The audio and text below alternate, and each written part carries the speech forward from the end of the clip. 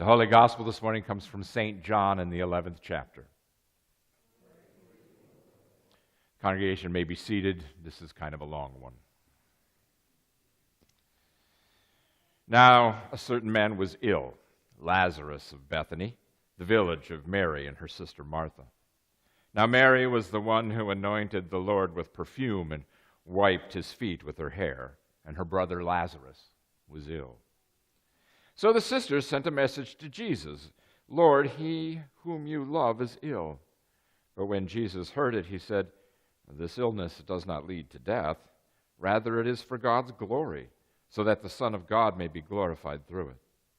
Accordingly, though Jesus loved Martha and her sister and Lazarus, after having heard that Lazarus was ill, he stayed 2 days longer in the place where he was.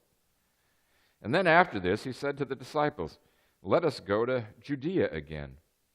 And the disciples said to him, "Rabbi, the Jewish leaders were just now trying to stone you, and you're going to go there again?" And Jesus answered, "Are there not 12 hours in daylight?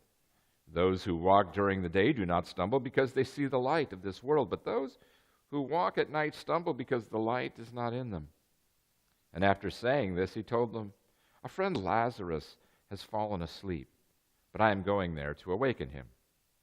And the disciples said to him, "Well, Lord, if he's fallen asleep, he's going to be all right." Jesus, however, had been speaking about his death, but they thought that he was referring merely to sleep. So then Jesus had to tell them plainly, "Lazarus is dead. For your sake, I am glad I was not there, so that you may believe. But let us go to him." Now Thomas, the one who was called the twin, he said to his fellow disciples, "Well, let's go too, so we can die with him." Now when Jesus arrived, he found that Lazarus had already been in the tomb 4 days. Now Bethany was near Jerusalem, some 2 miles away, and many of the Jewish women had come to Martha and Mary to console them about their brother. So when Martha heard that Jesus was coming, she went and met him, while Mary stayed at home. And Martha said to Jesus, "Lord, if you had been here, my brother would not have died. But even now I know that God will give you whatever you ask of him." "I know." And Jesus said to her, "Your brother will rise again." And Martha said to him, "Well, I know that he will rise again in the resurrection on the last day." And Jesus said to her, "I am the resurrection. I am the life. Those who believe in me, even though they die, will live. And everyone who lives and believes in me will never die. Do you believe this?" And she said to him, "Well, yes, Lord, I believe that you are the Messiah, the Son of God, the one coming into the world." So when she had said this, she went back and called her sister Mary and told her privately, "Now the teacher is here and is calling for you." And so when Mary heard it, she got up quickly and went to him. Now Jesus had not come into the village, but was still there at the place where Martha had met him. And the Jewish women who were there with Mary in the house consoling her saw her get up quickly and go out, and so they followed her because they thought that she was going to go to the tomb to weep there. When Mary came to where Jesus was and saw him, she knelt at his feet and said to him, "Lord, if you had been here, my brother would not have died." And when Jesus saw her weeping, and the Jewish women who came with her also weeping, he was greatly disturbed in his spirit, deeply moved, and he said, "Where have you laid him?" And they said to him, "Lord, come and see."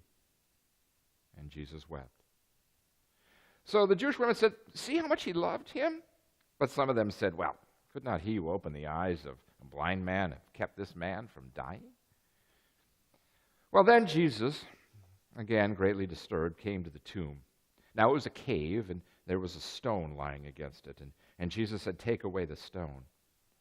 And Martha, the sister of the dead man, said to him, "Lord, already there is a stench because he's been dead for 4 days." And Jesus said to her, "Did I not tell you that if you believed, you would see the glory of God?" So they took away the stone. And Jesus looked upward and said, "Father, I thank you for having heard me.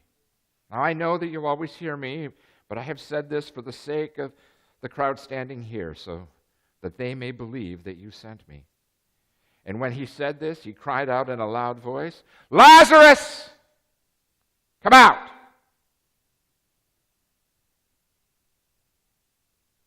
And the dead man came out. His hands and his feet were bound with strips of cloth, his face wrapped in another cloth. And Jesus said to him, "Unbind him and let him go." The gospel of the Lord. So it is All Saints Sunday, the day where we remember saints of all kinds. Saints like Lazarus, who came out of the tomb, presaging the resurrection of Jesus himself. And it's important to remember that it is because of what God has done in Jesus Christ and resurrecting him from the tomb that you and I can even talk about sainthood in any meaningful way. Those of us who come to the baptismal font or are nourished by the bread and wine at the table are able to live in sainthood because of the gift that God has given us in Jesus Christ. The gift of eternal life. That this world and all its ambiguity and all its stress and all its strain cannot take away the sainthood that we have inherited through the promise of God in Jesus Christ. And that sainthood that has been given to us is something that comes and goes in our daily life. Some days are better than others. Some days are great. The family comes. You have a great celebration. Other days, the power breaks. And you got to go old school. Life. The ambiguity of life can pull and tug at us so that somehow we feel that our sainthood is tarnished. We're a little duller or a little less saintly. But it is precisely the story of Lazarus coming from the tomb to see that God takes that which is dead, not that which is kind of limping along, not that which is almost dead, not that which is kind of sort of ready for resuscitation, but something actually dead and rotten and stinky and smelly, and changes it back to a living, breathing human being filled with grace and hope and power. I mean, this very Lazarus who comes out of the tomb, whose rotting flesh is held together by the strips of cloth they've bound him with. Most people believe that at the cross, when Jesus himself dies, according to the Gospel of John, there's the Marys and there's the disciple whom Jesus loved. Most scholars believe that disciple whom Jesus loved is none other than Lazarus himself. This man who's been dead, this man who has no hope or no future, is resurrected to be at the foot of the cross when the man who resurrected him dies himself. And the sainthood that we live from people like Lazarus, from the gift of God in Jesus Christ, is a sainthood that goes beyond even our own death. And we hold that the gift of eternal life that we've been given in God through Jesus Christ is the same gift of life that we'll carry on the other side, whatever it may be. But our sainthood isn't only reserved for when we die, it's part of our life here. So let me briefly tell you a story about my friend Wally. Now, on internship, where Chris and I were outside the city of Chicago, we were in this church, and the church had an apartment for the intern. It was up above the gym. So I had a very easy commute on Sunday mornings. I'd get up and I'd walk down the stairs, and boom, I'd be right back here in the end of the chancel. And so my first Sunday, I got up. First service was at 8:30, so I got down there around 7:30. And there's Wally. And Wally had turned on all the lights in the church and unlocked all the doors and everything like that. And that was kind of nice. And so he was standing there. He always liked to usher. And then Wally would usher at the early service. And then the later service, his wife Millie would join him, and the two of them would sit and go to worship together at our later service. But he was always there early. So the next week I got down at 7:30, and the lights were all on again. And I said to Wally, I said, I've been there 2 weeks. I was like, what's the deal? He says, I like to come in. I like to get here before everybody and turn on all the lights. And I said, oh. So I went back to Chris and I said, I wonder if I showed up at 7:15, if the lights would be on. So the next Sunday, I got down at 7:15, and Wally was in the process of turning on the lights, and as he ran around the corner, he saw me, and he was like, oh, Pastor, he said, I didn't realize you were already here. He said, sorry, I don't have the lights on. I said, oh, it's okay. And he went and he turned on all the lights. So the next Sunday, I got down at 7:15, all the lights were on.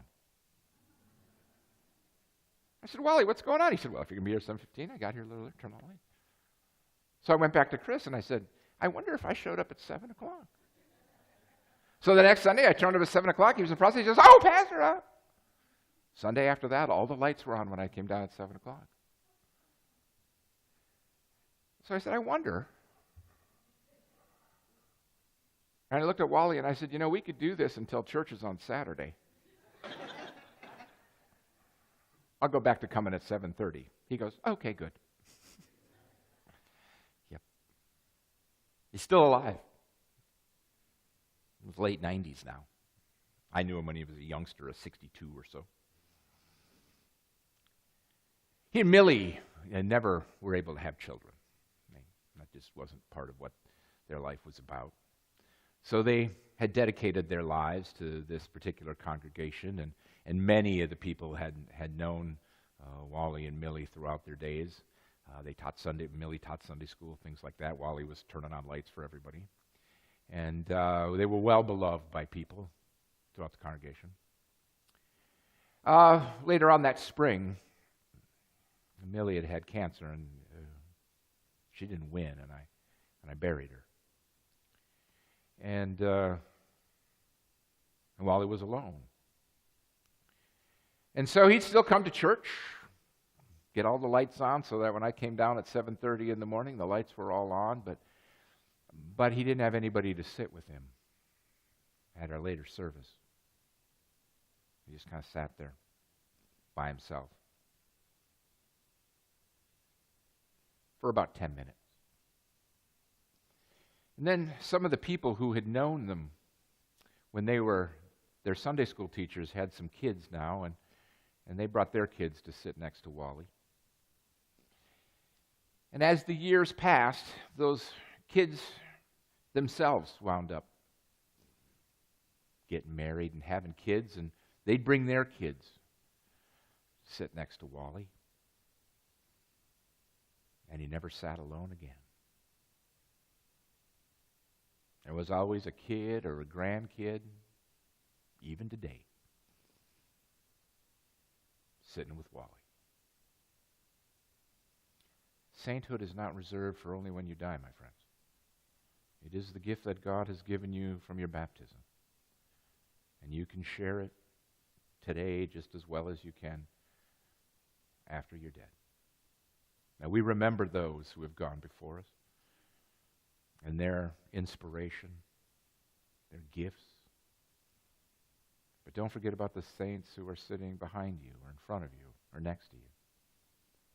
The gift of sainthood is something that we can share with everyone whom we meet. It doesn't only have to be reserved for when we die.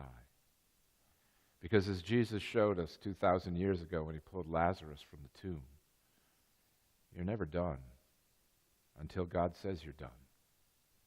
And even then, you probably still have to get unbound, let go, and be freed. Because the love of God is never done. Amen.